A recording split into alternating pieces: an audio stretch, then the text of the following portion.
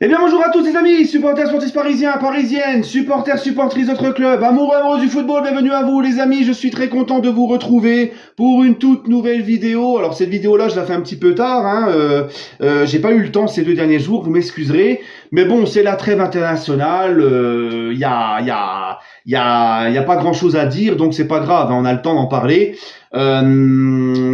Et surtout j'en profite pour vous dire que là, vu que c'est la trêve internationale, demain, s'il n'y a pas une actualité forte au PSG qui nécessite une interview, enfin une vidéo de ma part, parce que c'est la place priorité à l'actu, comme je dis, s'il n'y a pas une grosse actualité qui nécessite une vidéo de ma part, demain, on se retrouve pour le prochain épisode des Coupes de France remportées par le Paris Saint-Germain. Et là, tout au long de cette trêve internationale, j'essaierai selon le temps que j'ai. Si je peux faire une vidéo par jour, ça serait bien, mais je peux pas vous le promettre parce que je ne sais pas comment les jours seront faits.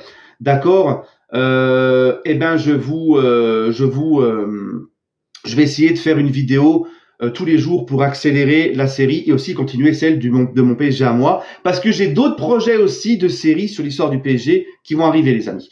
Voilà. Encore un autre truc avant de commencer le sujet.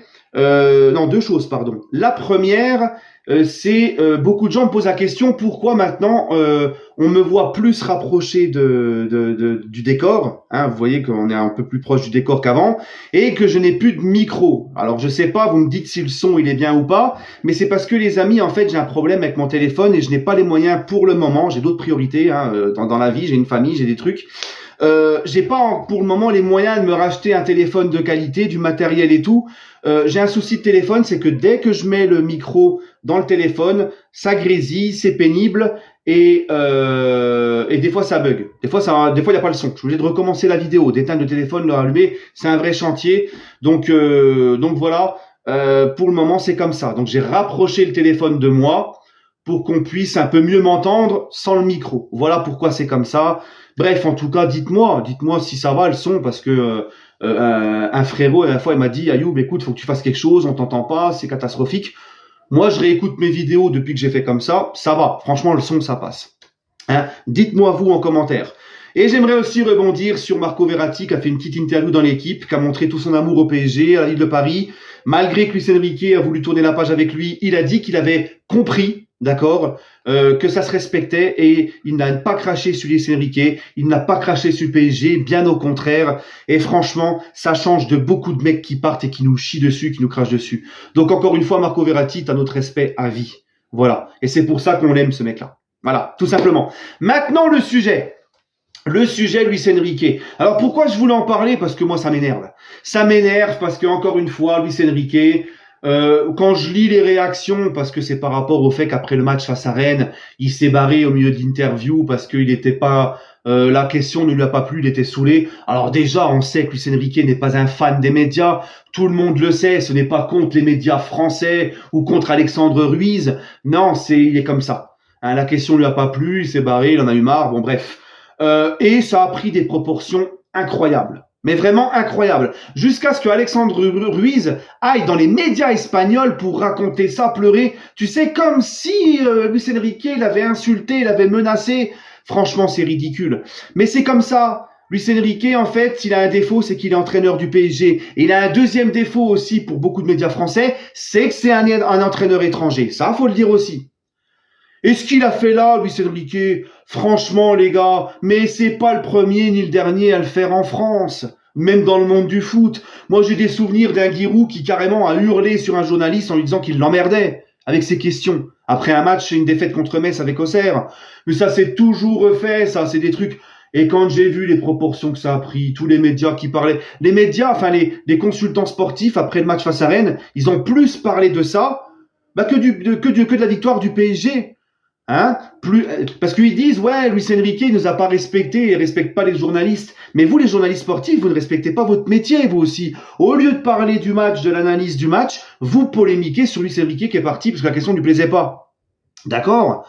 Hein? Parlez-nous du fait que Luis Enrique est revenu à son 4-3-3, qu'il s'est remis en question, que c'est bien, qu'on était mieux équilibré, que Paris a quand même fait un bon match à Rennes, qu'ils ont maîtrisé le match, qu'on repart avec une victoire alors qu'on est resté sur 2 défaites, que voilà, on s'est remis en question, que Luis Enrique s'est remis en question, que tout le monde a couru à Rennes, que c'était bien.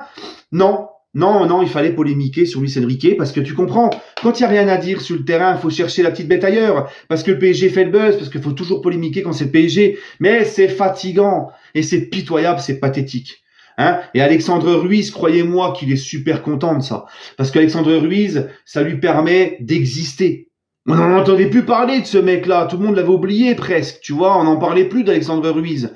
Donc là, tu vois, il est parti faire son petit buzz en Espagne. Il a fait son... il est content. Voilà, ça, il est content finalement. Tu sais, moi, ça me répugne. Ces gens-là me répugnent, sincèrement. Hein, le journalisme sportif... Bref, les gars. Dernière chose concernant Luis Enrique, parce que comme si ça ne suffisait pas, De Laurentiis, le président du Napoli, a mis un taquet à Luis Enrique. Il a dit, Luis Enrique, je lui ai demandé de venir à Naples, je l'ai contacté.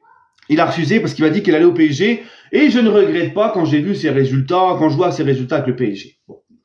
Alors, je peux être d'accord avec lui quand il parle des résultats du PSG. C'est vrai, sur le plan comptable, on n'est pas extraordinaire, c'est vrai. Hein, on a loupé des matchs, on a perdu des points, mais ça reste pas non plus dramatique ni alarmant parce qu'on est 3e de Ligue 1 à seulement 2 points de l'AS Monaco. On vient de gagner notre dernier match, donc voilà, ça va quand même mieux que si on était resté sur une défaite. Et en Ligue des Champions, bon, on est toujours 2e avec un match, une victoire, une défaite. On est toujours 2e à 1 point de Newcastle et il reste 4 matchs. Hein, donc moi, je veux bien, tu me parles de résultats, tu me parles d'échecs, c'est la fin de saison, tout est plié, tout est fini, ok. Mais alors là, franchement, et surtout, c'est ça le pire. Moi, c'est pas le fait que De Laurentiis, il rigole des résultats pour le moment de Luis Enrique avec le PSG, qui, je vous le rappelle, vient d'arriver avec beaucoup de changements. Comme je l'ai toujours dit, on n'est pas sur FIFA, faut du temps, mais ça, les gens ne comprennent pas.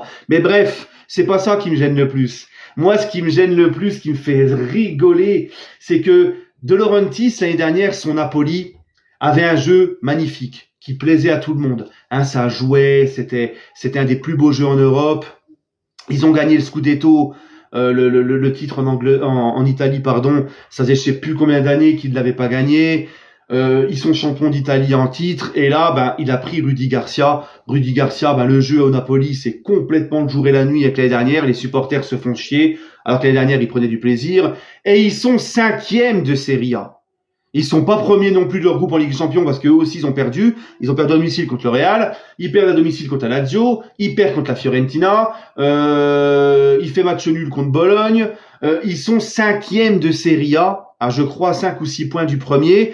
Eux qui sont champions d'Italie en titre. Donc tu vois, tu confirmes, t'es très loin de confirmer ton titre de champion et ton rang de champion d'Italie en titre. Donc pourquoi tu ouvres ta bouche? Si encore ils pétaient tout et que c'est encore mieux ou aussi bien que l'année dernière, ok. Mais tu vois, ces mecs-là, ils ouvrent leur bouche, mais ils ne se regardent pas en face. On dirait qu'ils ne voient pas ce qui se passe chez eux. Il faut nous laisser tranquille un petit peu, là. Tu vois, là, Luis Enrique, c'est quand même dingue. Mais bon, De Laurentiis, je pense qu'il est surtout frustré sur le fait que Luis Enrique lui a dit non, tout simplement. Voilà, c'est tout. Hein, ça fait le mec qui est frustré, qui est dégoûté. Bref, les amis, en tout cas, laissez-moi votre avis en commentaire.